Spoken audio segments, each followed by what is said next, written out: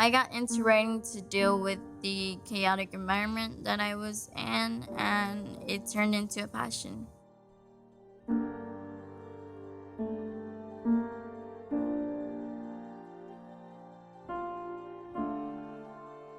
When I started practicing law, the opportunities were not necessarily there for women.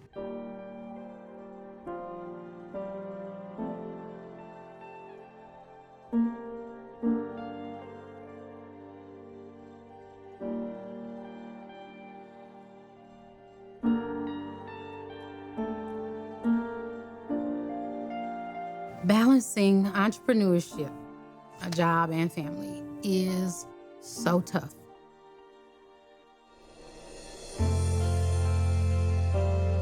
My mother moved in 2013. She got really sick, and there was no way for her to live on her own.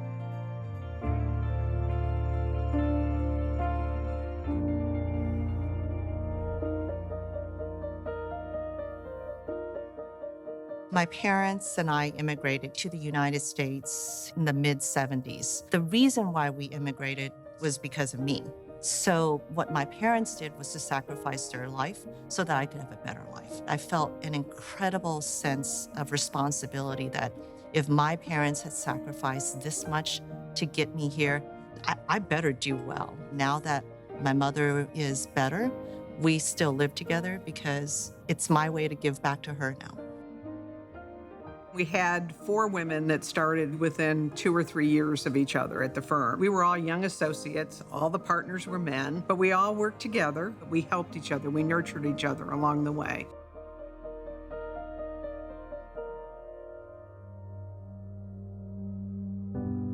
I'm currently writing my first novel. It will be in Spanish. I think it will be a composition of short stories.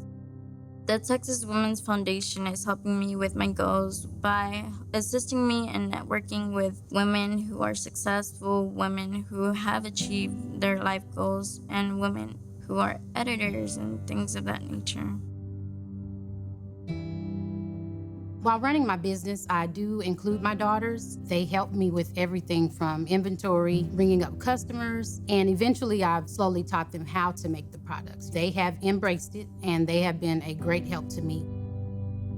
My daughter wanted to play the violin, and I couldn't afford it. I remember donating plasma to make sure that she could get that violin before school started. And as long as they're pushing to succeed, I tell them, don't worry about how it's gonna happen. You do your job as a child.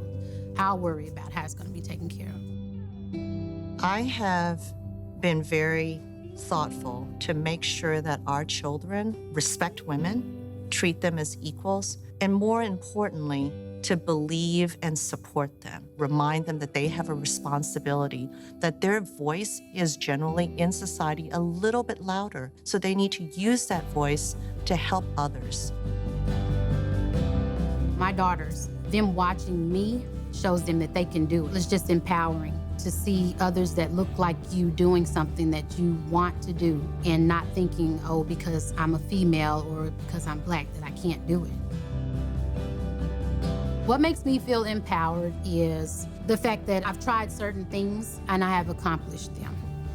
Like being told no and that you can't do something all your life, and then finally just breaking through and just living in your own self. We can do all things.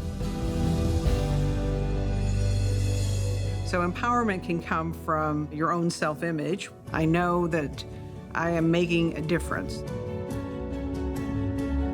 But it also comes from a sense that there are things that you can accomplish, that you're empowered to make change. The work that I do at the Texas Women's Foundation makes me feel empowered. I feel that I'm really making an impact, not just from young ladies in distressed communities to women that are facing domestic violence, all the way through to women in the boardroom.